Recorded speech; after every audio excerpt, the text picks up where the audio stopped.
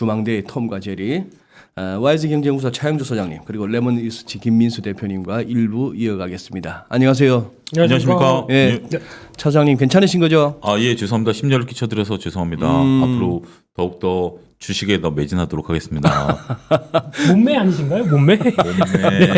예, 죄송합니다. 그래요. 요즘 아마 근래 많이 바쁘셨을 것이고 또 이렇게 좀 과로도 겹쳐서 그러는데요. 뭐 예전보다 완색은 좀 아직도 완전히 회복 안 되셨습니다만 오늘 두 분 또 좋은 말씀 부탁드립니다. 네. 오늘 두 분과 1부를 하고요. 2부에서는 이승조 대표님과 또 시장 상황 접해보겠는데 저 오늘 뭐 나름대로 3,300을 돌파한 날이기도 하고 전반적으로 글로벌 시장이 뭐 그렇게 화려하지는 않으나 그래도 이런저런 많은 우려가 있는 와중에도 계속해서 고점을 높여나가고 있습니다. 우리 김 대표님께서 보니까 뭔가 또 평소와 다르게 깔끔하게 뭐 자료를 하나 가져오셨던데 먼저 한번 듣고 시작해 볼까요? 지난주도 가져왔었는데요. 그래요. 맞아요. 그래도 김 대표님하고 자료 정리는 잘 매치가 안 되는 것 같아요. 네, 예? 예. 그래도 금요일이니만큼 일주일간 좀 정리하고 거기서 이제 좀 한 다음에 다음으로 넘어가는 게 가장 좋지 않을까 싶어서 리서치 회사입니다. 레몬 리서치입니다. 리서치. 그러니까, 유료인가요? 아닙니다. 저 그런 거 없습니다. 저는 그런 거 아니고요? 예, 돈을 왜 받습니까 이런 걸? 그래요? 네, 나온 팩트를 가지고 말씀드리는 거니까.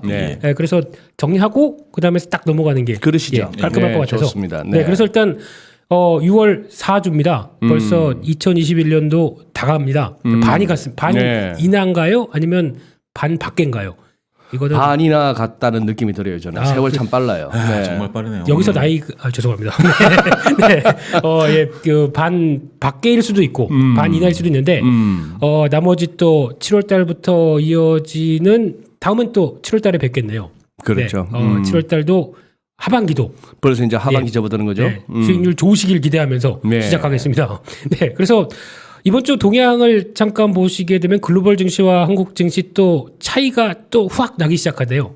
글로벌 증시하고 우리 지금 한 달 정도 비교를 해보게 되면 지난주에도 비교했을 때 코스닥이 이만큼 갔다. 그래서 열리됐다라고 얘기를 하고 말씀드렸는데 이번 주도 보게 되면 물론 이제 글로벌 증시 전반적으로 다 우상향 쪽으로 가는데 그래도 상대 비교를 하게 되면 여전히 한국 증시가 좋습니다.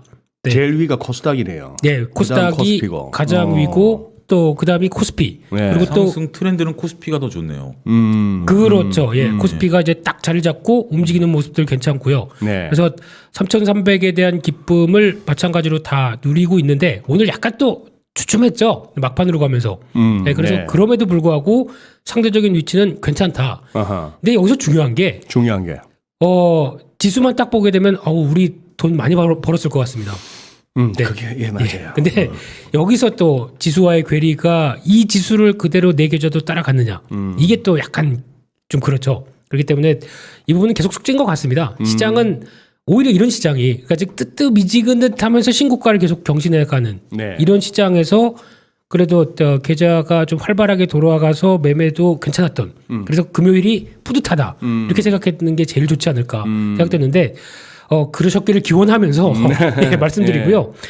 미국 증시도 이제 반등을 하면서 분위기는 미국도 나스닥 최고가 기록하는 분위기인데 상대적으로는 국내가 더 좋고 지금 상해 종합 지수는 아직 제일 좀 미치고 이런 상황들이 펼쳐지다 보니까 일단 시장에서 요즘 또 분위기는 한국 주식 사라 이런 쪽 리포트 또 나오기 시작하죠. 외국계 리포트에서요. 뭐 삼성전자, 골드만삭스에서도 나오고 이런 분위기가 그래도 나쁘지 않았다라는 쪽으로 지수는 말씀드려야 될 것 같고요. 저기서 보니까 결국 모든 지수에서 절반 지나서 한 갑자기 뚝 밀리던 저게 결국 FOMC 충격이었어요. 그죠? 그렇죠. 네, 근데 그걸 갖다가 거의 예외 없이 다 회복을 해버렸네요. 회복 이상으로 다 회복 했죠. 이상이네. 월요일 날 같은 경우 FOMC 회의 충격 뒤늦게 받는 게 아니냐. 그래서 약간 살짝 좀 우울하다가도 화요일부터 그냥 아니다. 그냥 주르륵 이렇게. 맞아요. 또 이번 주도 양봉. 이렇게 진행되면서 보니까 월봉 보게 되면은 저희가 8개월째인가요? 계속 양봉으로 들어갈 태세입니다. 참 이런 거 보기 힘든데 저희가 이런 상황에 살고 있습니다. 8개월 연속 양봉이라. 네. 지수나 여러 가지 흐름 보게 되면 참 여건 좋습니다. 근데 여기서 돈을 벌어야 되겠죠. 네, 이게 가장 네. 큰 숙제인 것 같고. 네. 근데 의외로 보면은 이제 그보다 내 계좌 수익률이 떨어지신다는 분들이 상당히 많은 게 지금 현실인데 조금 이따가 조목조목 한번 또 말씀드려보도록 그래요. 하겠습니다. 네, 그와 함께 또 투자자별 매매 동향을 보게 되면은 코스피 쪽과 코스닥 쪽이 좀 나눠져 있는데 약간 동향이 차이가 나는 게 일단 지금 지수를 견인했다라고 하는 거는 그냥 한눈에 보셔도 개인들이 다 했습니다.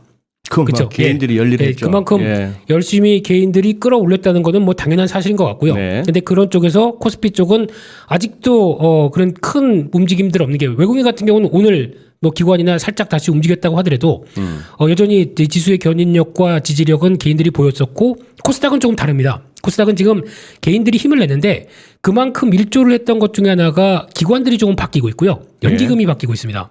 그런 쪽에서 연기금 쪽이 지금 6월 달부터 꾸준하게 지금 매수를 하게 들어오고 있다는 사실 이거를 좀 더 확인하셔야 될 것 같고요. 그러다 보니까 오늘 모 증권사 리포트에서는 지금 코스닥 다시 봐야 된다. 이런 쪽으로 얘기가 나오기 시작하죠. 다시 보란 얘기는 그렇다는 얘기는 시장 대비해서 선전할 것이다. 코스닥 시장이. 아. 이런 쪽으로 얘기를 하면서 약간 기대감을 불러일으키는 리포트도 나왔습니다. 그만큼 연기금이 중요한 역할을 한다라는 것들도 거기 리포트의 골자인데 정권사 리포트 잘 맞아요.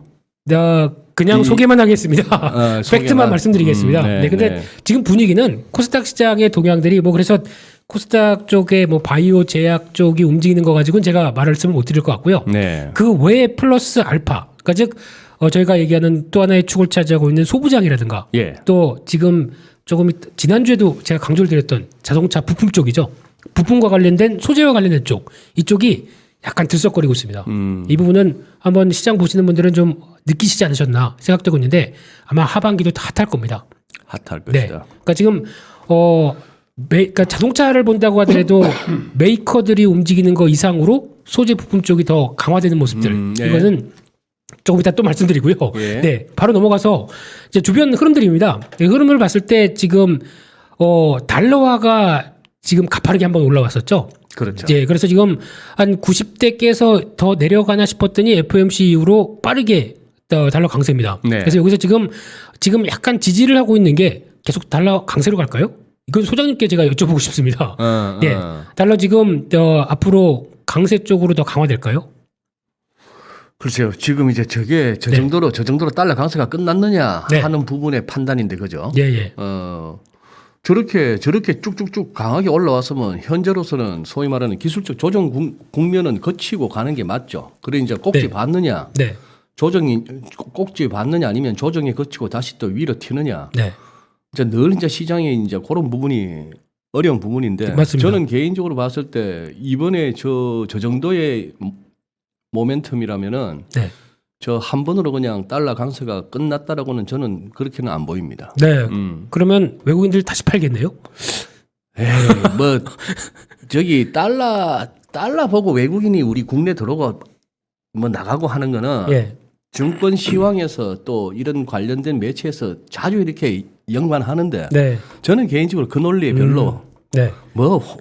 뭐 환까지 보고 들어오겠어요. 네. 그 무시하겠습니다. 그냥 시장 계속 가는 걸로. 네. 달러와 무시하고. 네. 네. 예.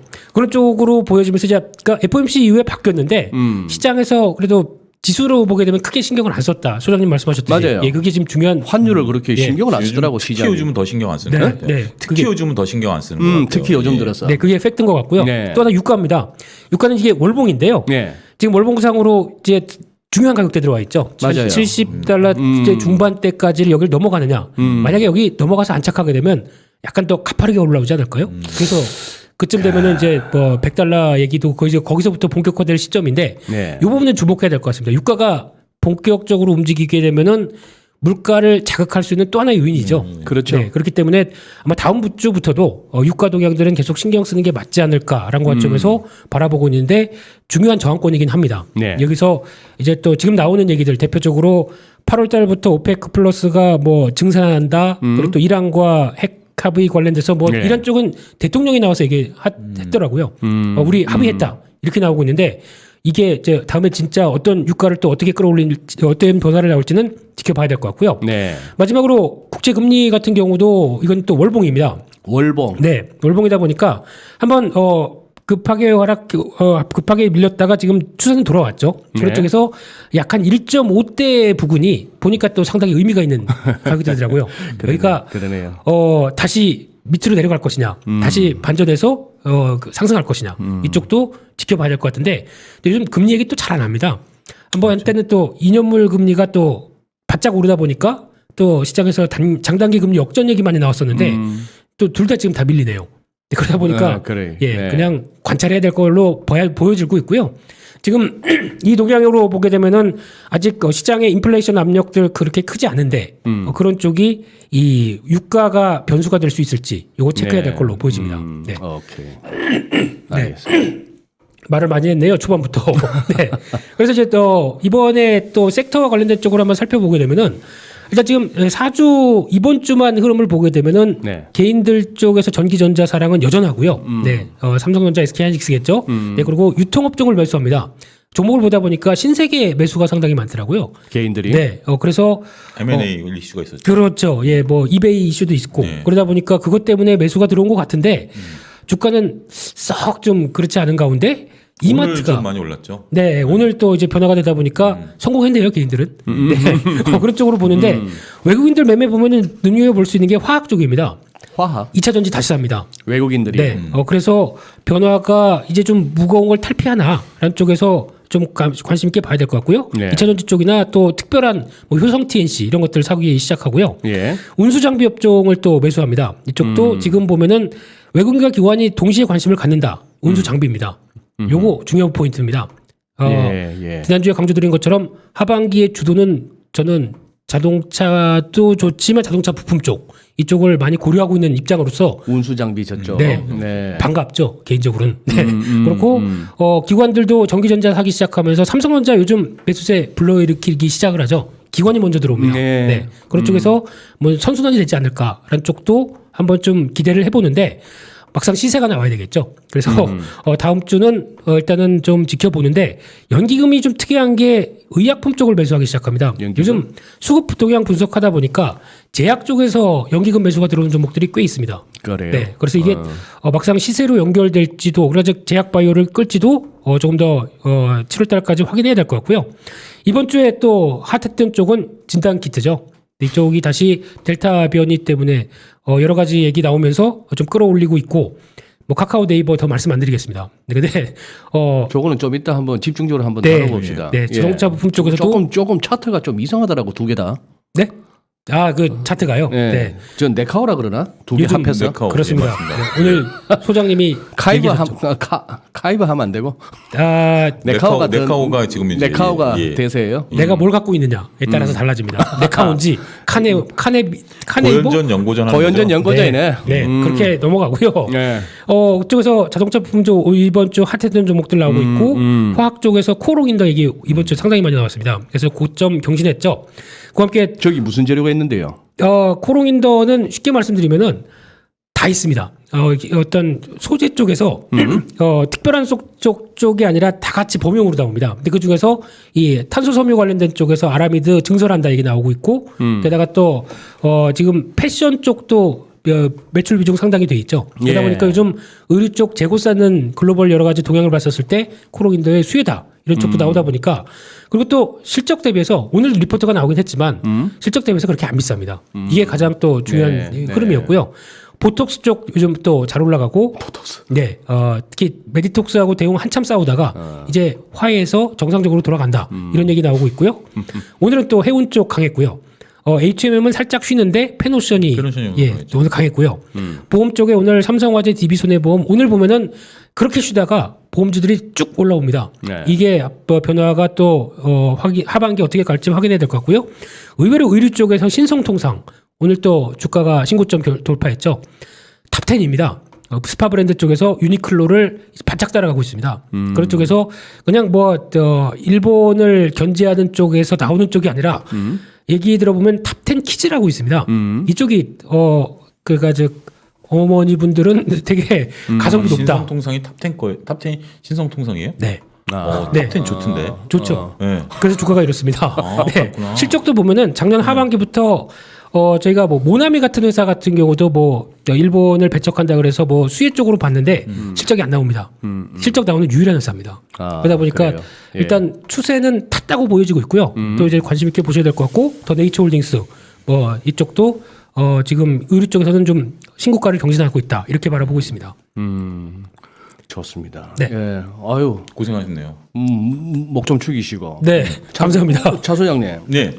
우리 저 제리킴 대표가 혹시 뭐 좀 놓친 뭐 시황은 없나요 이번 주? 그러니까 뭐 시황 정리를 잘 하셨고요. 일상적인 부분들이 있었는데 이번 주에 가장 핫했던 이슈는 뭐 그 변이 바이러스 네. 이런 부분들이 있었고 그 다음에 이제 주식 시장에서 보면 저렇게 보여지듯이 순환매가 돌면서 철강 화학이 다시 올라가기 시작했다 주 후반에 그 다음에 이제 수급 동향들 보면 외국인과 기관들이 주 후반에 들어오기 시작했다라는 네. 부분들이고 예. 가장 중요한 부분들은 금리 인상에 대한 얘기 이런 부분들이 주초반만 하더라도 세인트루이스 총재께서 일단은 비둘기에서 매로 네. 변신하는 모습들을 보이면서 시장을 잠깐 흔들어 놨다가 지금 주 후반에 국내에서 이제 이주열 총재께서 금리 인상 2차례 하겠다. 이런 선언을 지금 해서 올해 한 차례 내년에 한 차례 하겠다라는 것들 때문에 네. 변동성이 있을 것이다 이렇게 봤는데 주식시장은 오히려 그런 변동성을 보란 듯이 주지 않고 오히려 지금 현재 신고가를 갱신하면서 외국인과 기관들의 수급이 더 적극적으로 들어오는 모습들이 좀 확인이 되고 있다. 이런 부분들도 첨언을 좀 드릴 수가 있을 것 같습니다. 그래요. 지금 이제 차 소장님 말씀하셨는데 그 부분을 조금만 한번 짚고 가봅시다. 예. 이게 그래요. 딴 사람도 아닌 제임스 블라드 같으면 진짜 그 왕고 참인데다가 네. 비둘기 중에도 왕비둘기인데 네. 네. 이 양반이 이제 대놓고 점도표보다도 더 빨리 자기는 2022년이 첫 금리 인상 시점이 될 것 같다라고 그 정도 같으면 상당히 노골적인 뭔가 시그널이거든요. 그리고 내년에 투표권을 또 행사하실 수 있지 투표권을 않습니까? 행사할 수 있고 네. 저 개인적으로 봐서는 제임스 블라드는 네. 연준이 성명서나 점도표로 이렇게 전하지 못하는 메시지를 이 사람은 은근히 약간 미친 척 하면서 자기가 매도 됐다가 비둘기 됐다 왔다 갔다 하면서 하는데 은근히 이게 보면은 연준의 그거였어요. 속내였어요. 결과적으로. 네. 그래서 좀 예의주시할 필요가 있는 사람이긴 한데 그분 그랬죠. 그 다음에 우리 이주열 총재가 네. 노골적으로 연내 인상을 갖다가 하겠다. 네. 뭐 가시화했어요. 네. 네. 이게 보통 일입니까? 아닌 말로. 그리고 금융위기 이후 2008년 이후로는 이 금리라는 게 제로로 왔고 네. 조금 정상화 시도하다가 또 팬데믹 두드려 맞으면서 미국이고 우리도 0.5면 거의 뭐 제로 금리나 마찬가지인데 맞습니다. 네. 이걸 이제 돌려 세우겠다고 하면은 참 큰 재료인데 네. 이걸 갖다 시장에서 굉장히 가볍게 넘겼단 말이죠. 이 부분에 대한 두 분 해석이 궁금해요. 네. 소장님. 먼저. 아니 저기 먼저 해보시오. 그래야 또 우리 차 소장님이 반박을 하지. 맨날 먼저 나- 했다가 반박 당하도. 그런가요? 네. 얼마나 내가 안쓰러웠으면 소장님이 저러실까. 아이, 좀 잘해요 좀. 네. 네. 소장님 다음 주에 꼭 나오셔야 됩니다. 네. 차 소장님. 네, 쓰러지시면 안 됩니다. 그래서 그러니까. 제가 먼저 얘기를 드리면은 저는 그런 것 같습니다. 이게 금리가 이제 받아들이는 게 시장 참여자들의 어떤 분위기. 그러니까 즉 물론 이제 2022년 말까지도 이제 금리가 또 빨라지겠구나라고 예. 생각하는데 자 그러면 여기서 예전처럼 뭐 금리가 5%대 6%대 여기까지 빨리 갈까요? 중요한 거는 수준이고 첫 번째는 수준, 두 번째는 속도입니다. 네. 이게 빨라질까요? 저는 그럴 가능성이 좀 적다고 생각됩니다. 그러니까 지금 시장 참여자들이 일단 뭐 당연히 이렇게 어느 정도 벗어났기 때문에 금리를 올리는 건 맞겠지라고 해석을 하겠지만은 네. 그래서 저희가 아는 것처럼 금리 뭐 예전처럼 뭐 매 FOMC마다 계속 올리는 이런 쪽으로 나가지 않을 것이다. 그건 아니겠다. 예, 그런 좀 약간 환상 아닌 환상 같은 경우 이제 아직 연준에 대해서 지금 나온 뉘앙스를 보게 되면 여전히 경기를 먼저 챙기고 좀 나오는 지표들을 아직 확실하지 않기 때문에 예. 더 챙기겠다는 입장이 되면은 속도도 그렇게 예전 수준까지 빠르지 않을 것이고 그리고 금리 수준 자체도 아직까지는 초저금리에서 초짜만 뺐지 저금리는 유지할 것이다. 뭐 이런 분위기. 그렇죠. 예, 이런 쪽이라고 하게 되면 시장이 아직 그렇게 크게 걱정을 하지 않는 분위기가 아닌가 생각되고 있고요. 그러면 또 그렇게 되면은 만약에 그러면은 내가 그렇게 시장 흐름들이 그렇게 간다고 하더라도 그러면 경기가 회복되는데 경기 회복될 종목들 사면 되겠네. 이런 분위기. 이렇게 또 맞아가기 시작하게 되면은 아직은 심각하게 느끼지 않지 않나라는 생각이 살짝 들기 때문에 오히려 지금 그리고 또 2022년 말이다. 금리가 그때 올라간다라고 하더라도 1년 반이나 남았네요. 네. 이때 그냥 그 손 놓고 있을까요? 그냥 머니 네버 슬립입니다. 뭐니 돈은 결코 잠들지 않는다. 그렇습니다.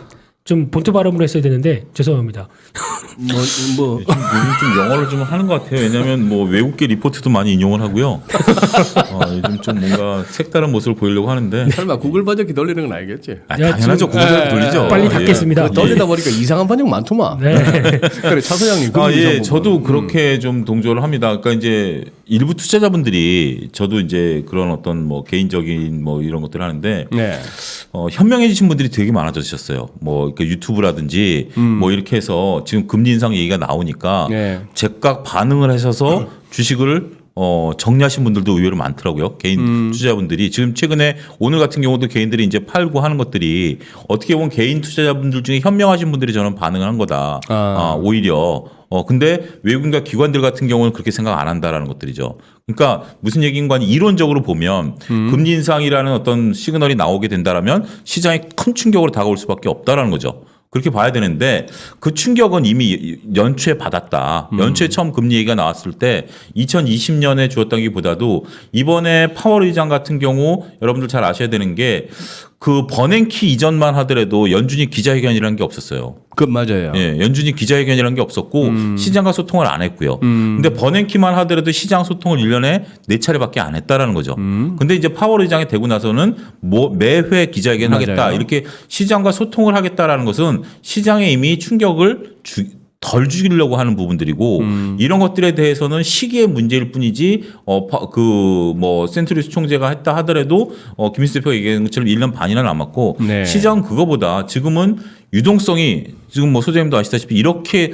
어마어마한 유동성이 이렇게 장기간 들어온 경우가 없는 상황이고 이런 분들은 긍정적인 소식에 오히려 주식을 매수하려는 측들이 더 강하다. 그러니까 결국 우리가 이제 금리라는 게 저희가 이제 학교에서 배울 때만 하더라도 금리와 주식은 역의 관계였다가 지금은 이제 요즘 배우는 학생들이 금리와 주식은 동행한다라고 이제 하는 것처럼 결국 금리를 올릴 수 있는 근저 중에 하나는 경기 회복 속도가 빠르다는 거 아니겠습니까? 그러면 지금 김민수 대표가 적절히 표현을 잘한 것 같아요. 이제 초짜 떼봤자 0.5%에서 1% 돼봤자 이거는 저금리다. 그거보다 자산 증가 속도가 더 빠를 것이다라고 보는 시각들이 외국인 기관들이 있는 것 같고 예. 그렇기 때문에 시장에 있어서는 어떻게 보면 개인 투자자분들이 공부하셨던 거랑은 조금 다른 움직임이 좀 보이지 않겠는가 말씀드립니다. 아마 그리 사람 생각 다 비슷하다는 게 네. 지금 우리 채팅방에서도 네. 아이디가 재밌으시네. 예. 저기 녹슨 롱소드니까 예. 녹잇은 장검이네. 롱소드. 예. 녹슨 긴칼. 네. 1.5%까지는 뭐 그리 감대할 수 있다는 지금 거죠. 그런 것 같아요, 그죠? 예. 지금 우리가 0.5%인데 예. 여기서 25bp씩 올리는 전통적으로 따라서 한 4번 정도 올려봐야 1.5인데 1.5죠. 네. 두번 내년까지 그런다고 뭐- 올려봤자 그런다고 두 배잖아요. 예. 그래도 이제 좀 부채가 많은 쪽에서는 좀 부담은 되겠다. 물론 그렇긴 하겠죠. 그렇긴 한데 예. 그거보다 더 빨리 이렇게 올라가는 게 그러니까 지금 정도 수준은 그 김민수 대표가 얘기한 것처럼 뭐 5% 6% 올라가는 수준도 아니고 물론 우리가 이제 투자하실 때 여러분들이 여기서 조심하셔야 되는 게 이자 보상 배율 그러니까 그렇죠. 이자 보상 배율. 예. 네. 그러니까 그 영업이익을 갖고 이자를 겨우 내는 기업이 네. 상장회사 중에 무려 20%라는 거죠. 그러니까 이자 보상 배율이 한계 기업인 경우에는 네. 절대적으로 이런 금리 상승기에 동참할 수가 없죠. 그렇죠. 그래서 오히려 이럴 때일수록 우량주 쪽으로 접근하셔야 된다라는 제 관점도 덧붙여서 말씀드릴 수가 오케이. 있겠습니다. 그러면 우리 저 네카오부터 먼저 얘기합시다. 저도 오늘 한번 들다 보니까 예. 카카오였나? 아니 저 어제 생긴 음봉은 그 전날 이틀 거를 다 잡아먹었던데. 다 잡아먹었죠. 그런 캔들 나오면은 좀 차트쟁이들은 좀 아찔해요. 적어도 한 2개, 3개를 갖다가 한 번만에 잡아먹는 그런 양봉이 나오면 그건 좋은 신호고 음봉이 제가 나오면 그런데. 수요일 날 지방을 갔다 왔고요. 그리고 목요일 날 오전에 빨간불 켜지는 거 보고 잤어요. 쉬려고. 쉬려고. 네. 눈 떠보니까 마이너스 7%더라고요. 네. 근데 그걸 못 봤어요, 제가. 어제 이제 피곤하니까. 근데 오늘 아침에 방송은 나갔는데 누가 7% 빠졌는데 이거 어떻게 질문을 하는데 그때 이제 차트 보고 깜짝 놀랐어요. 깜짝 놀라셨어? 네, 깜짝 놀랐는데 난 빨간불에 잤는데 자고 일어났더니 세상이 바뀌었더라고요. 거래량도 어마무시하게 섰었고요. 거래가 터지면서 음봉이 나왔다. 그럼 뭐 교과서적인 얘기 아니겠습니까? 그렇죠. 예. 교과서적인 얘기이기 때문에 그리고 오늘도 이제 장중에 한 4, 5% 정도 빠졌다가 뒤에 이제 조금 반가이를 하긴 했습니다만 일단 저는 한번 이 어제 사신 분들이 그 개인들이 이제 대거 사시고 기관과 외국인들이 팔았더라고요. 수급 동향을 보니까. 어제? 네, 다 개인들이 순수하게 사신 분들인데 이게 올라가냐 안 올라가냐 문제는 이제 중장기적인 논쟁이 될 것 같고 단기적으로는 조금 조심스러울 수도 있다. 그러니까 결국 어제 사신 분들 만약에 여러분들 중에 어제 사신 분들도 분명 계실 거예요. 이게 이제 소선이 이제 드디어 20만 원 간다. 보고 이제 사신 카카오 기준으로 봤을 때 사신 분들이 분명히 있으시겠지만 그분들 입장에서 보면 두 가지죠. 한 가지는 나 20만 원까지 버틸 거야. 한 가지는 내가 올라간 데서 샀는데 이게 뭐야. 너 언급만 오면 팔 거야. 지금 한 10% 정도 손해 보고 계시니까. 아, 예. 그런 부분들이 이게 매물대라고 그러죠. 그렇죠. 매물대가 쌓였기 때문에 이 매물대를 돌파하기 위해서 단순히 가격이 아니라 거래량이 또 한 번 터져줘야죠. 그렇죠. 예, 어제 거래량보다 더 많은 거래량이 터져줘야 되는데 그럴 가능성은 제가 볼 땐 크지 않다. 그렇게 좀 김 말씀드리겠습니다. 대표께서는 네이버, 카카오 한꺼번에 네, 여기서 제 아들의 대답을 아들의 드리겠습니다. 대답을. 네. 지난주에 말씀드렸죠. 제 아들이 샀다고. 네. 제 아들, 그러니까 연초에서 그때 사가지고 지금 가격을 보면은 뭐 조회 보니까 아들한테 보여주면서 얘기했습니다. 예. 70몇 프로 올랐다. 어. 이거 너 팔까? 아빠가 지금 한 수요일 날 말했습니다. 단기적으로 저는 고점인 것 같아서 팔까? 그러고 물어봤더니 대답이 그랬습니다. 아니, 나 대학 갈 때까지 그냥 둘 건데 얘기를 해뒀습니다. 네. 그게 저는 아들한테 주식 얘기한 게 올해 초가 처음이었고요. 네. 근데 그렇게 얘기하는 거 보니까 그냥 뭐 아들 잘 키웠구나. 아들 자랑이 아닙니다. 예. 그냥 지금 뭐 이만큼 올랐고 그 당장 뭐 돈 쓸 데도 없고 그러다 보니까 뭐 대학 때 그냥 알아서 쓰겠다라는 입장이다 보니까 안 판답니다. 그래서 지금처럼 시각을 좀 장기로 가져가시는 분들 같은 경우는 제가 보기에는 지금 파실 필요 없습니다. 어차피 밑에서 좀 잘 사시고 이렇게 꾸준히 접근하셨던 분들은 괜찮을 걸로 보여지고 있고요. 하지만 문제는 아까 소장님 얘기하셨던 것처럼 단기적으로 이거 급하게 20만 원 갈 것이다라고 들어가셨던 분들은 좀 그거 하실 때 앞에 찬지, 인지 그거 좀 구분해 주세요. 알겠습니다. 예. 2차 소장님. 네. 그런 쪽에 부신 분들 같은 경우는 여기서 이제 판단을 잘 하셔야 됩니다. 그러니까 지금 내가 이거를 가격은 높지만 내가 시각을 계속 앞으로 더 뭐 2, 3년, 뭐 5년 뭐 이런 식으로 장기로 볼 것이냐. 그렇게 되면은 여기서 안 팔고 하락할 때마다 더 모아가야 되겠죠. 근데 지금 보니까 앞서 차 소장님 얘기하셨던 것처럼 단기적인 꼭지 신호 나왔네. 그러면 그냥 지금이라도 손절하고 밑에서 밀릴 때 다시 사야겠다라고 전략을 세우시든가 두 가지가 필요합니다. 그래서 그거를 카카오가 5년 뒤에 있을까요? 10년 뒤에 있을까요? 카카오가 그럼 망한다는 얘기십니까? 아니요, 저는 망한다라기보다는 예. 저렇게 지금 우리가 갖고 있는 밸류에이션에 대해서 지금 이제 카카오가 IPO를 다양하게 할 거 아닙니까? 네. 카카오 뱅크도 하고 여러 가지 하는 부분들에 있어서 카카오가 영원히 살아 있을까요? 저는 그 관점에서 그러니까 좀 무서워지는 얘기예요. 이게 뭐냐면 차 소장님 아주 엄청난 얘기를 하셨는데요. 용기가 필요한 말씀을 하고 예, 아니 저는 뭐 이런 부분 말씀드릴 수 하라고 있는 거니까 저는 네. 뭐 저를 아무리 뭐 욕을 하셔도 상관이 없는데 우리가 페이스북도 네. 지금 젊은 세대들은 페이스북 안 쓰잖아요. 그래요. 인스타로 다 갔잖아요. 근데 페이스북이 처음 나왔을 때만 하더라도 세상이 페이스북을 장악할 걸로 봤습니다만 시장은 바뀌었죠. 시장 쿠팡이 장악할 것으로 봤습니다만 쿠팡이 지금 5일 사이에 40만 명의 회원이 탈퇴를 했습니다. 이건 1%가 넘는 숫자거든요. 그렇게 회원 탈퇴가 돌발 악재가 터지면서 그전에는 쿠팡이 세상을 장악할 것으로 봤습니다만 지금 이제 쿠팡이 또 그렇지 않다라는 거죠. 네. 과연 카카오가 10년, 20년 뒤에 그러니까 제가 생각하는 얘기는 네, 없다라는 얘기가 아니라 네. 이게 무한정 세상에 카카오만 있을 것이다라는 생각은 제가 볼 때는 주식하는 분들의 입장에서 보면 경계해야 될 생각이 아니겠는가. 제가 여기서 드는 생각은 소장님께서 아직까지도 플랫폼에 대해서 잘 이해를 못 하신다 라는 생각이 분명히 들고 있습니다. 플랫폼 전환 비용이 앞으로는 네. 오히려 더 낮아지고 있잖아요. 그러면 이제 보통 보면은 플랫폼을 이어갈 때 가장 큰 핵심은 예. 중요한 게 하나의 어떤 그 회사의 방향을 하나 딱 정해놓고 네. 거기서 이제 문어발식으로 점점 커지는데 네. 이거에 따른 시장 지위입니다. 그렇죠. 독보적인 지위들. 네. 이걸 가지고 지금 카카오톡을 통해서 지금 여러 가지가 확장되는 상황들이죠. 그렇게 됐었을 때 나오고 있는 시장 지위와 그에 따라서 또 이게 그 문어발이 이 발이 되는 게 아니라 몸이 되기 시작합니다. 이런 쪽으로 확장되기 시작하게 되면 아마 카카오가 없어진다기보다 카카오 지주회사가 남고 나머지가 또 각자 역할을 하는 쪽으로 더 커질 수가 있겠죠. 저는 커질 수도 있지만 네. 카카오라고 해서 경쟁 회사가 안 나타난다라고 물론 이제 네이버 라인이 한번 시도하다가 네. 카카오톡만 놓고 보면 그 중심에 있는 카카오톡만 보면 라인이 시도하다 라인이 물러섰죠. 네. 라인 물러서면서 이제 저 시장이 쉽지 않다라는 것들인데 글쎄요. 저는 이게 물론 플랫폼이라는 시장이 무섭고 플랫폼이라는 장악력이 뭐 상당히 그 영향력을 발휘한다라고 보는데 과연 우리가 플랫폼이라는 회사를 장기 투자할 수 있는 대상이 되느냐. 글쎄요. 저는 거기에 조금 의구심을 갖고 오케이. 있거든요. 혹시 저는 참 이런 토론이 참 재밌는 게 예. 지금 이제 우리 애청자분들의 이제 반응도 이제 다양하게 나오세요.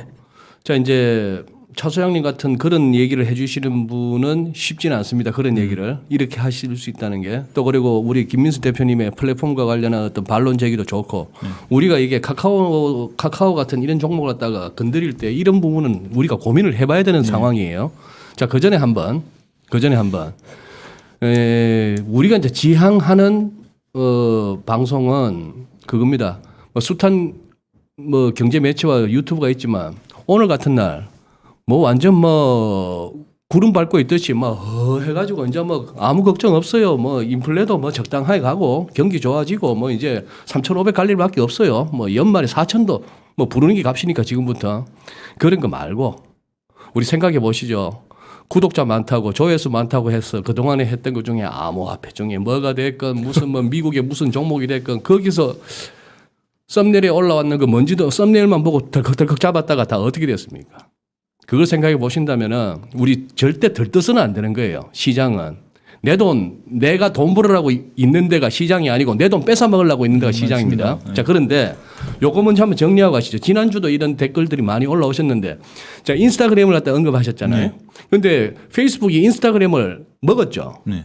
그 관계는 어떻게 되는 거예요? 그러면 그게 중요한 핵심이죠. 그게 중요한 핵심인데 그런데 페이스북이나 구글이나 할 것 없이 얘들은 저거한테 조금 위협적일 수 있는 어떤 라이벌의 가능성이 있으면 아예 싹을 잘라버리잖아요. 그냥 싹싹 인수를 해가지고.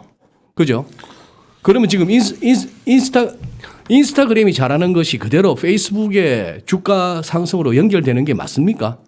인스타그램이 잘하고 있는 것이 페이스북으로 넘어갈 수 있는 거예요. 그렇죠. 그러니까 제가 생각하는 거는 이게 이제 앞으로 만약에 카카오가 어떤 압박이나 아니면 좀 어느 정도 성장에 대한 목이 차온다라고 하는 부분은 지금 미국에서 한참 얘기 나오고 있는 독과점 규제 네. 이쪽에서부터 이제 시작이 될 겁니다. 그렇죠. 그만큼 그랬죠. 독점적인 지위가 너무 커지다 보니까 이거를 도저히 어떤 사회적으로는 처리를 할 수가 없고 그러면 정부가 나서야겠다. 그래요. 그러면서 나오는 이런 부분들이 오면서 그럼 이제 카카오도 이제 그걸 다 생각을 하겠죠. 그러면은 이제 지주회사식으로 바꾼 다음에 나머지는 이제 상장은 다 준비를 했다가 이어졌다가 아예 이거를 또 지배 구조를 또 바꾼다든가 또 미국 같은 경우는 대표적으로 독과점 얘기가 나올 때 가장 많이 하는 게 분할입니다. 네. 기업을 또 분할해 버립니다. 그래서 또 사업별로 또 다각화하시면서 에너지 관련된 기업들도 지금까지 몇 개가 있었죠 그런 쪽으로. 네. 네, 통신 쪽도 있었고요. 네. 그러다 보니까 이런 쪽의 분위기는 나올 수 있을 텐데 그렇다고 카카오가 이 지금의 영역을 그리고 또 지금의 지위를 없어진다는 얘기는 저희 스마트폰이 사라진다는 얘기입니다. 네, 스마트폰이 사라질까요? 그리고 소장님 혹시 카카오페이 써보셨습니까? 네, 씁니다. 네, 쓰시죠. 예, 편해요. 되게 편해요. 네, 그거 하나로 멤버십 적립부터 다 들어가지 않습니까? 예. 네, 아들 용돈 줄 때 너무 좋아요. 그렇죠. 네. 그렇게 아시는 분이 카카오가 없어진다고 그러시면 안 아니, 돼요. 그러니까 없어진다는 얘기가 아니라 네. 지금 제가 하는 거에 카카오에 대한 장기 투자의 개념이 투자의 개념이요? 예. 위험할 수 있다라는 개념이에요. 그러니까 네. 이제 카카오가 이제 부정적으로 보는 게 아니라 저도 카카오로 써요. 카톡 지금 이 방송에 관련된 내용도 우리 카톡으로 주고받았잖아요. 카톡으로 주고받고 아들이 유일하게 연락 올 때 아이한테 유일하게 연락 올 때 카카오페이 용돈 주고 네. 저도 뭐 그런 부분들은 당연히 지금 카카오가 뭐 그 나쁘다라는 것들이 아니라 우리가 과연 저것을 그러니까 들고 가실 때 여러분들이 여기서 결정을 내리시는 거예요. 그러니까 그 무조건 카카오가 제가 이제 본 댓글 중에 하나가 제일 놀란 게 카카오를 어떤 분이 그러더라고요. 장기 투자하라라고 얘기를 하시면서 그 30년 뒤에 자기 손자가 할아버지 카톡으로 카카오를 30년 전에 사주셔서 감사합니다. 이 카톡을 보낼 거다라고 했을 때 저는 실소를 했어요. 과연 30년 뒤에 그 카톡으로 손자와 할아버지가 카톡을 주고받는다는 상상이 저는 오히려 상상력의 결핍일 수도 있다. 그렇게 저는 이제 생각을 했는데 그러니까 그런 부분들을 말씀을 드리는 거예요. 근데 김인수 대표가 얘기하시는 것도 잘 정리하셔서 여러분들이 그런 것들을 차곡차곡 하셔야지 무조건 30년까지 카카오를 들고 간다는 개념은 저는 위험할 수 있다는 거죠. 근데 바로 제 주변에도 네. 바로 그저께예요. 네. 나 삼성전자 지긋지긋해서 팔거나 카카오 탔다는 분이 딱 나오셨어요. 그게 그저께라. 지표가 나오셨네요. 그러니까요. 예. 그래 거래가 터지지 거래량이 네. 그렇게. 그럼 지금 삼성전자는 살짝 움직이는 것 같은데 네. 이거 지금 여전히 이거 가두리 아닙니까?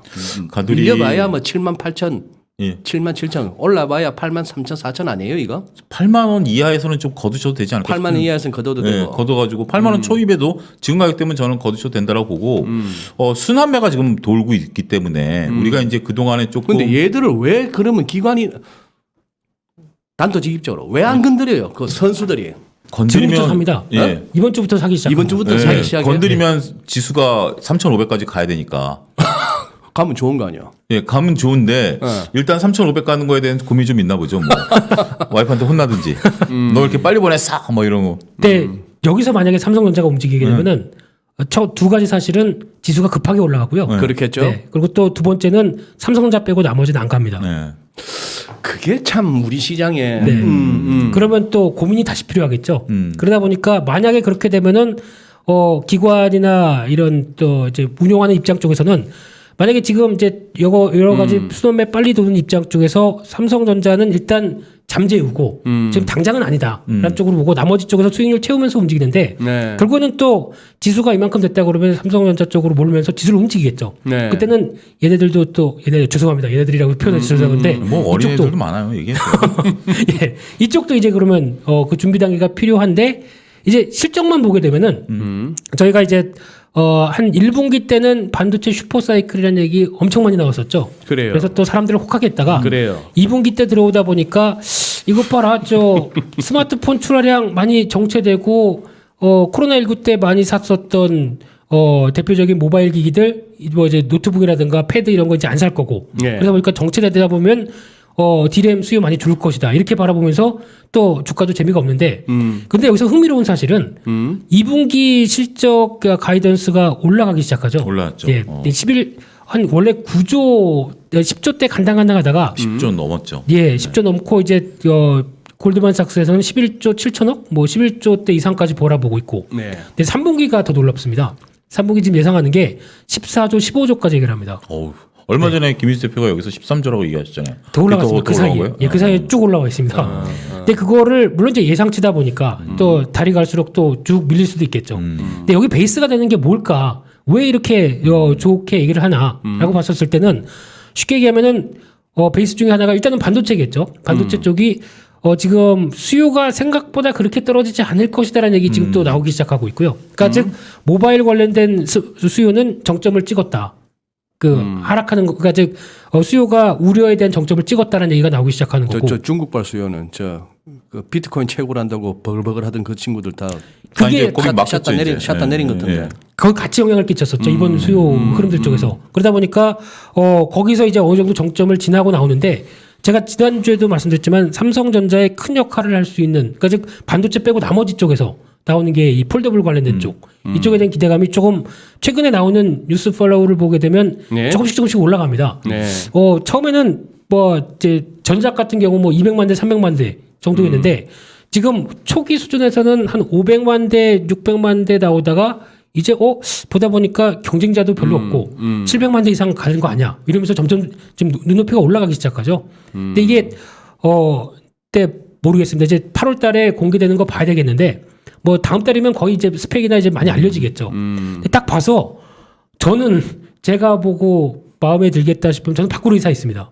네, 여전히 바꿀 의사가 지금 있고 계속해서 폴더블 얘기하잖아요. 네, 폴더블 얘기 많이 얘기 드립니다. 예. 왜냐면 한 3 정도 되면은 이제 살 때가 된 것 같습니다. 살 때가 됐다. 네. 이제 3예요? 3입니다 지금. 어. 네, 그러면은 투 미쓰리도 아니고. 죄송합니다. 야, 좀 괜찮으신가요? 네. 아이디를 참 재밌게들 많이 쓰신다. 부처스 나이프. 이거 푸죽간 칼인데. 오. 아무도 MSCI 리밸런싱을 아무도 말 안 하시네 하시네요. 이거 지금 이슈가 되나요? 그렇게 시장에 있어서는 이거 왜 리포트도 잘 안 보이대?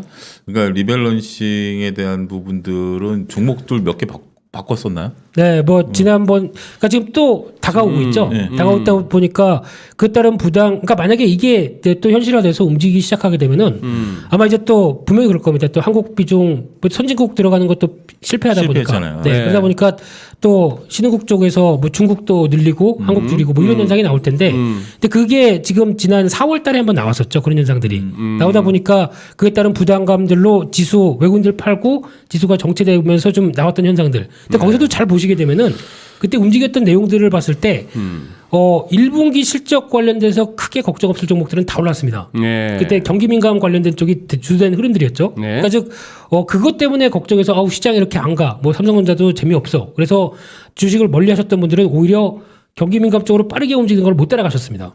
이번에도 마찬가지입니다. 이번에도 이제 서서히 나이가 나온다고 하더라도 지금 시장의 중심은 저희가 삼성전자 시가총액 상위 종목들만 보고 있는데 그 이면에는 지금 빨리 돌아가는 종목들이 더 많거든요. 순환매가 빨리 움직이면서 거기서 변화가 나오는 아까 저희 특징 섹터나 종목에서도 충분히 말씀드렸지 않습니까? 분명히 시장 제가 지난주에도 말씀드렸던 게 그거거든요. 저는 시장 뭐 방향보다는 많이 안 빠졌으면 좋겠다고 말씀드렸습니다. 아, 그래요? 왜냐하면은 시장의 견조한 모습들을 만들어지면은 저희 같이 트레이딩하는 매매할 수 있는 기회는 충분히 더 많이 나오거든요.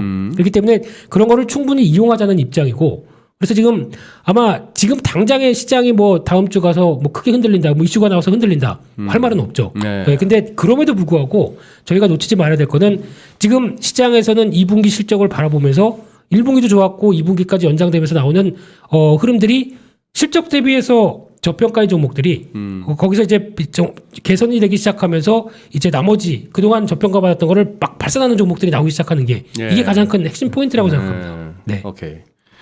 그리고 차 소장님. 네. 지금 우리 시장에 현재 소위 말하는 주도주라는 게 있습니까 지금? 지금은 주도주가 없죠. 그 뭐가 이렇게 지수를 끌어올리는 거예요? 그러니까 결국 오늘 이제 여러분들에게 오히려 저는 시장이 주는 의미가 좀 있다라고 말씀을 좀 드리고 싶은 게 네. 이 순환매가 도는데 네. 이 순환매라는 게 이제 좀 빠르죠. 그리고 순환매가 돌면 많은 투자자분들이 상대적인 소외감을 느끼기가 더 쉽습니다. 맞아요. 그런 가운데서 특히 이 순환매가 내가 갖고 있는 종목까지도 다 돌 것이냐라는 의구심을 저는 해소시켜줬다. 오히려 철강화학이 이번에 다시 주 후반에 올라감으로써 그동안 철강화학이 먼저 주도를 했었죠. 올 네. 봄만 하더라도 철강화학이 주도를 하다가 봄 이제 다시 날씨가 뜨거워지면서 철강화학이 쉬고 그동안에 이제 뭐 네이버 카카오가 다시 움직이기 시작했고 네. 거기에 이제 뭐 금융주들 움직이기 시작했고 이러면서 철강화학 이제 끝난 거 아니야? 뭐 이런 생각들을 주었는데 다시 이제 올라가기 시작했다라는 거죠. 그래서 이제 이번 장의 특징은 전반적인 것에 있어서의 순환매가 돈다. 이제 뭐 이제 성장주냐 가치주냐 민감주냐 이런 논쟁은 제가 볼 때는 별 의미 없다. 여러분들이 갖고 계신 종목들에 대해서 서둘러서 종목을 따라가려고 하는 어떤 그런 노력들보다는 지금은 기다리면 다 올라오는 장세고 밀릴 걱정을 그렇게 크게 하실 필요는 없다. 물론 이제 개별 종목에 한해서는 데미지가 좀 있을 수 있겠습니다만 시장에 있어서 한때 주도주였었고 그다음에 시장을 이끄는 그런 종목군들이고 영업이익이 계속해서 지금 김일수 대표가 계속 얘기한 게 영업이익이 계속 증가하는 지금 보통 뭐 소장님 잘 아시겠습니다만 이익이라는 게 연초에 좋다가 이익 전망이 네. 연말로 갈수록 이익 전망이 계속 줄어들지 않습니까? 예. 현실하고 이제 계류를 줄이니까. 근데 지금 올해 같은 경우는 오히려 연말로 갈수록 이익 증가율이 늘어가고 있기 때문에 그런 부분들을 감안하게 된다라면 시장에 있어서는 특별히 우려할 바라든지 우려할 종목이라든지 이런 거 없이 순환매가 돌고 있다. 이 순환매는 긍정적이다. 그렇게 표현을 드리고 싶습니다. 우리 지금 대화방에서 몇 분이 그러세요. 이 순환매라는 거 참 네. 많은 분들이 주식 전문가분들이 이렇게 방송에서나 이럴 때 말씀을 하세요. 지금 순환매 장세다 네. 이렇게 하는데 자 그래 뭐 오르는 종목이나 업종이 이게 막 돌아다닌다는 건데 그렇죠. 이걸 누가 주도를 하는 거예요? 아니면 시장의 그 불특정 다수가 어떻게 하다 보니까 순환매라고 얘기할 만한 그런 장세가 된 거예요. 이걸 뭔가 만들어가는 세력이 있는 거 아니에요? 그 세력 소위 말해서 옛날 그 차화정 할 때도 네. 그건 막 돈 막 들어오는 기관 투자자들 자기들끼리 모여가지고 야 우리 이쪽으로 한번 차화정을 한번 땡길까 이런 거 좀 있었잖아요. 그때는 그랬죠. 그때는 왜냐하면 기관들하고 외국인들이 주도를 했기 때문에 리포트들이라든지 서로 뭐 애널리스트라든지 펀드 매니저들이 뭐 어떻게 막 분위기 만들어가면서 애널리스트는 모르겠고 제가 이제 이 얘기 좀 펀드 매니저끼리 이제 형 동생 하면서 이제 끌어올린 게 있었고 지역 바이어도 마찬가지고요. 그런 건데 있는데 이거 글쎄 제가 보는 견해는 그래요. 제가 보는 견해는 특정 세력이 주도한다라고 보기 어렵습니다. 순환매가 불특정 다수가 움직이고 있다. 저는 불특정 다수가 그렇게 좀 보고 싶어요. 그래서 순환매가 빨라지는 겁니다. 오히려 더. 불특정 다수가 하길래 이제 불특정 다수 쪽에서 아마 혹시 매매해 보시면은 느끼실 겁니다. 이게 이런 보통 이제 오늘 강한 섹터 이런 종목들을 보게 되면은 보통 이제 호가나 이런 동향을 봤었을 때 네. 호가에 매물 많습니다. 보통 보면 이제 이게 아침 시작해서 오늘 이쪽 섹터가 강하다라고 하게 되면 벌써 이렇게 쭉 가라는 매물들이 많습니다. 근데 보면은 그거를 항상 보면은 아침 한 9시 반 정도에 툭 하고 다 잡아먹습니다. 그러니까 예를 들면 뭐 철강이라고 뭐 네. 구체적으로 예를 들면 오늘 뭐 포스코가 아침에 예를 들면 다 아는 종목이니까 포스코가 오늘 한 1% 2% 올랐다 그러면 매도가 싹 쌓였는데 그걸 확 잡아먹는다. 그걸 확 잡아먹습니다. 그러면은 사람들이 이쪽이 진짜 가는구나라고 느끼기 시작하면서 이제 그쪽에 대한 섹터 준비를 하는 거죠. 그러면 어떤 현상이 나오냐면은 보통 이게 강하다 보니까 아침 한 1시간까지는 이게 쭉 강합니다. 네. 그러다가 한 11시 12시까지는 다시 밀립니다. 주르륵 하고. 그러면 매물이 다시 쭉 쌓이죠. 네. 그거를 한 12시 1시 정도쯤에 다시 잡아먹습니다. 그리고 고가를 한 번 더 만듭니다. 그게 한 2시 반 정도쯤. 이제 제가 느낀 겁니다. 요즘에 매매하다 보니까. 그래서 고가를 한 번 더 강하게 낸 다음에 거기서 다시 차익 매물이 나오면서 고가를 절대 안 만듭니다. 약간 좀 묵직하게 만들어 놓고 그다음 내일 보면은 또 갭상승이 나오고 이런 식의 흐름들이 빠르게 전환되는 쪽이 좀 많은 이게 요즘 현실인 것 같고요. 그 대표적인 스타일을 보게 되면은 KG ETS라는 종목을 보시면 됩니다. 그게 이게 이런 패턴들이 이렇게 진행이 되는구나라는 쪽을 아마 많이 느끼실 겁니다. 네. 근데 이게 뭐 추천 종목은 아니고요. 네. 그냥 아직도 싸다고 생각합니다. 이상입니다. 제가 김 대표님 이렇게 말씀하신 걸 들으면서 참 드는 생각이 말이죠. 이제 예를 들어서 지금 막 방금 설명하신 그런 식으로 트레이딩을 하면은 저 같으면은 명 짧아질 것 같아. 그러니까요. 이 명 짧아질 것 같고 제가 이제 요즘 주로 갖는 생각이 과연 이 투자라는 게 말이에요. 예. 그렇게 종목마다 무슨 리포트가 됐건 재무제표를 보고 뭐 아니면 전문가들의 그 방송을 보면서 그렇게 막 진짜 눈퀭해지도록 공부를 해가며 네.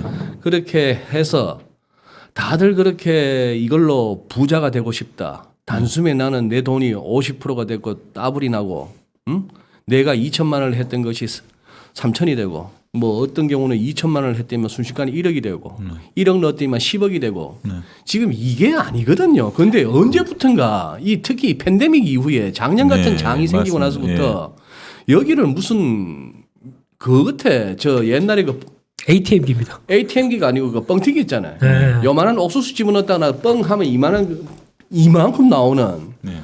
증시를 갖다가 그렇게 생각하고 투자라는 걸 갖다가 급하게 내가 단숨에 내가 부자 되는 것으로 여기는 이런 풍조가 생겨버렸어요. 그러니까, 그래서 찾아다니는 것도 뭐냐 하면은 내 지금 넣고 한 달 내로 내 돈 2배 불려줄 종목 누가 얘기해 줄래? 맞습니다. 2배 불려주면 그 사람한테 뭘 해주실 건데? 그러다 반토막 나면 뒤지게 욕먹지. 네, 너무 먹죠. 그런데 이 문화가 저는 바람직하지 않다고 봐요. 아, 당연하죠. 투자라는 것이 그런 게 아니거든. 네. 지금 우리가 전부 찾아다니는 게 당장 내일 오를 건 뭐야 이거야. 네. 주간 전망대 한 번 봤는데 네. 오늘 나오는 게스트 중에 누가 얘기하는 게 솔깃해갖고 내일 잡아가지고 요거 딱 다음 주까지 한 10%만 나와도 그러면 뭐 이거는 아니라고. 제 수장님의 울컥하는 마음 충분히 이해하십니다. 그래서 제가 저는 솔직히 저는 방송인이라고 생각 안 합니다. 저는 트레이더입니다. 트레이드시지. 예. 그냥 20년 넘게 익숙해 왔고 네. 그냥 이거 하는 거 그냥 똑같이 장 열리면 똑같이 하고 있고 그런 상황들인데 그래서 제가 종목 얘기를 잘 못하는 게 솔직히 지금도 한 10몇 개 종목 쫙 얘기하고 싶어요. 아니 뭐 건드리가 겁나. 네. 채소가 터지듯이 막 10몇 개씩 막 쏟아져 나오니까. 네, 지난주에도 진짜 종목 얘기하고 싶은 거 자동차 부품주 얘기하면서 참았는데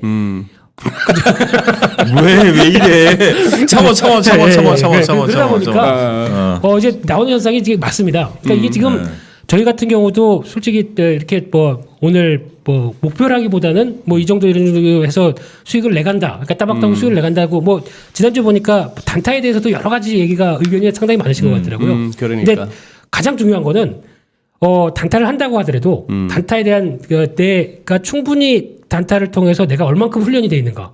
단타를 하는 입장이요. 네. 그에 대해서 그것도 단타를 한다고 그래서 나 오늘 뭐든지 수익만 보는 거 아닙니다. 뭐 만약에 오늘 5종목이 들어갔다. 그러면 그 중에 반은 손해를 볼 수 있습니다. 네. 하지만 한 종목이 주가를 끌어서 나머지 오늘 손해를 만회해서 뭐 오늘 10만 원 벌었다. 이것도 단타의 하나의 성과거든요. 근데 이런 쪽으로 봤었을 때는 중요한 거는 하지만 만약에 제가 그렇다고 해서 어떤 중기 종목들이 없는 게 아닙니다. 저는 중기 종목들이 훨씬 더 비중이 큽니다. 그 나머지를 그러니까 즉 삼성전자 같은 경우도 지금 8만 원대 고민하지 마시고 저는 뭐 10%나 30% 파시라고 말씀드립니다. 차라리 시장에 맞는 종목으로 움직이는 게 또 그게 시장에 정체되지 않고 맞는 종목으로 간다. 진정하세요. 지금 김미세 표 조금 이제 오늘 수고하셨습니다. 트레이드에 대한 수고하셨습니다. 부분들인데 그러면 저기 예. 지금 예. 몇 분 이렇게 그것도 한번 짚어보자 하셨는데 자동차주 얘기 좀 해보라 이러시는데 지금 이게 뭐야 보스턴 다이내믹스 얘기가 예전부터 있었는데 결국 이거 인수하기로 했나 봐요. 예, 인수하기로 현대차에서? 했습니다. 예.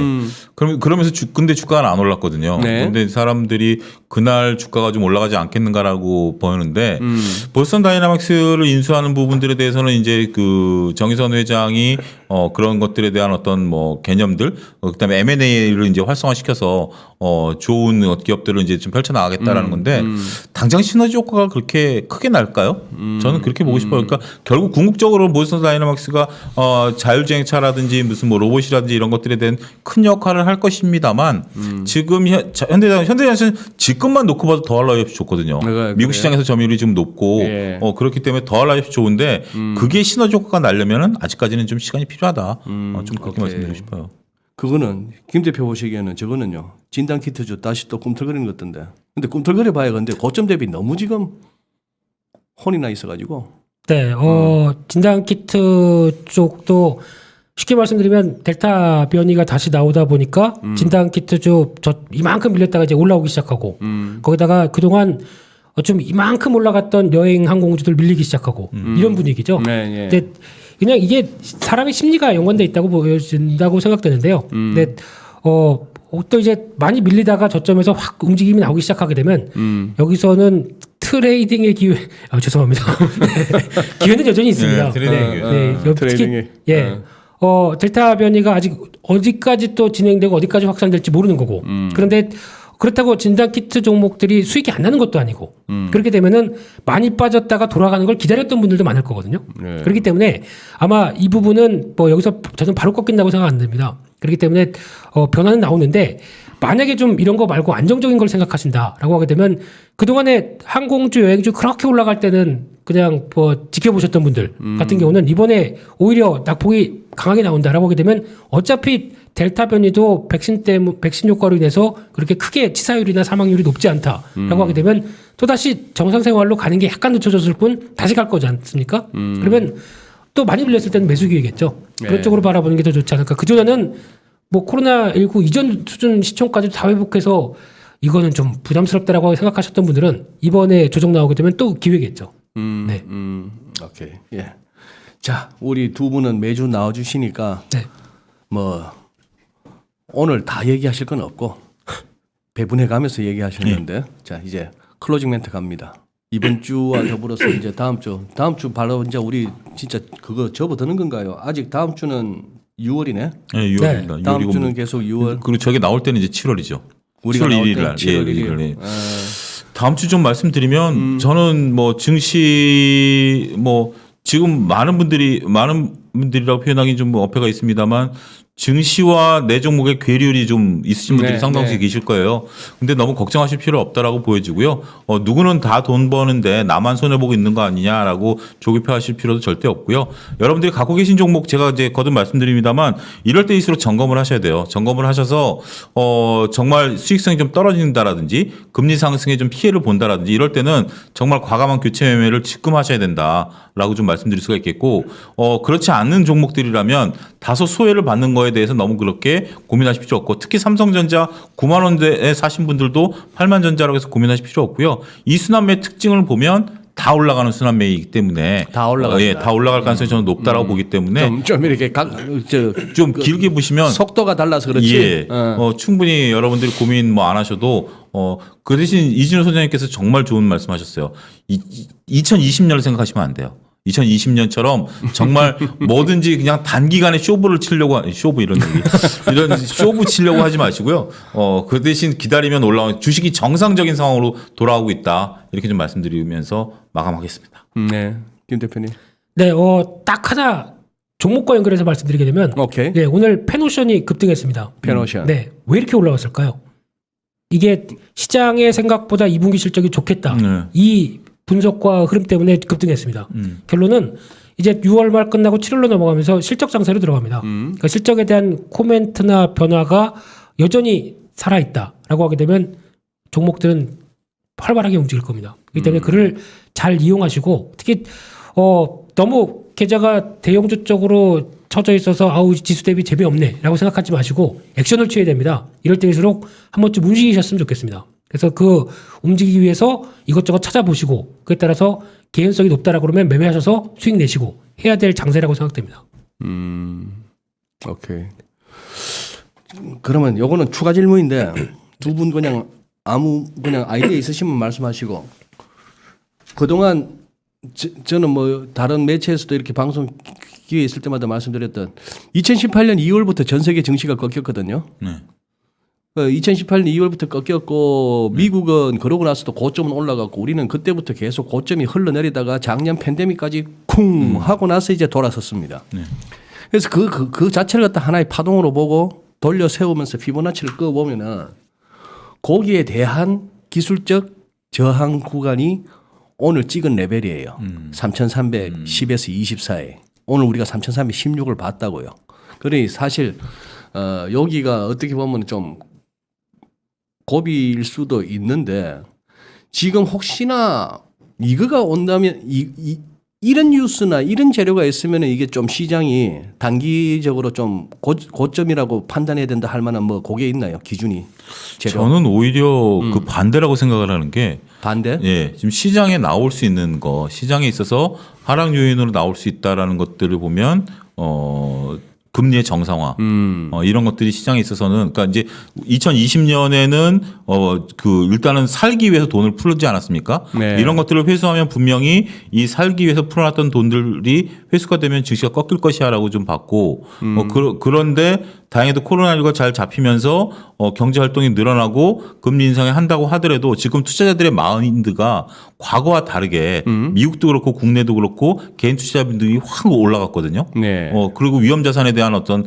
적극적인 투자 마인드 그리고 기업들의 환경이 굉장히 좋아지고 있다라는 것들 그런 부분들을 보면 저는 오히려 이게 다 악재가 다 반영된 시장이다라고 저는 보고 싶고요. 그렇게 보다. 오히려 여기서 호재만 좀 터져주면 기다렸다는 지수는 좀 상방향으로 열리지 않을까. 저는 그렇게 예, 보고 있습니다. 저는 시장이 웬만한 건 다 견딜 것 같습니다. 웬만한 네, 거는 근데 딱 하나 딱 하나. 미중 간 갈등이죠. 요거가 뭔가 조금 좀 이상한 기류로 흐른다라고 하게 되면 그때는 직접적인 뭐 물리적인 얘기라든가 뭐 이런 쪽으로 변화가 나오게 되면 그때는 시장이 약간 부담감으로 많이 작용할 것 같습니다.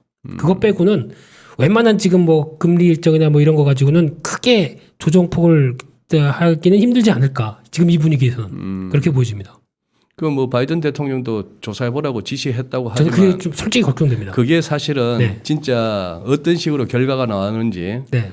우한 연구소에서 나온 거 맞대요 했을 때는 이거 시선 돌리기를 위해서라도 갑자기 뭐 대만을 먹었어요 이런 소리가 나올 수도 있어요. 그래 지금은 우리가 묘하게 국제 정세나 정치적인 요인을 갖다가 언급 안 한 지가 몇 달째 이어지는 네. 어떻게 보면은 미국의 정권 교체 이후로 정치적인 부분을 갖다가 언급하는 사람들이 거의 없어졌습니다. 네, 맞습니다. 이제 그런 상황인데 김민수 대표도 그 부분은 염두에 두고 계시구나. 네, 항상 마음속엔 있습니다. 알겠습니다. 그래요. 오늘 그거 하시고 자 차소장님 다음 네. 주에는 더 밝은 얼굴로 네, 정치적 네, 완전히 알겠습니다. 회복하시는 몸 관리 좀 모습으로 열심히 하겠습니다. 그거 죄송합니다. 네. 그리고 김 대표님은 다음 주에는 살짝 제가 부탁드릴게요. 네. 하나 정도만 터뜨려 주세요. 오늘도 할까 하다가 타이밍을 계속 보다가 네, 3,300이니까 오늘은 이제 그걸로 그냥 만족하고 알겠습니다. 그렇습니다. 네.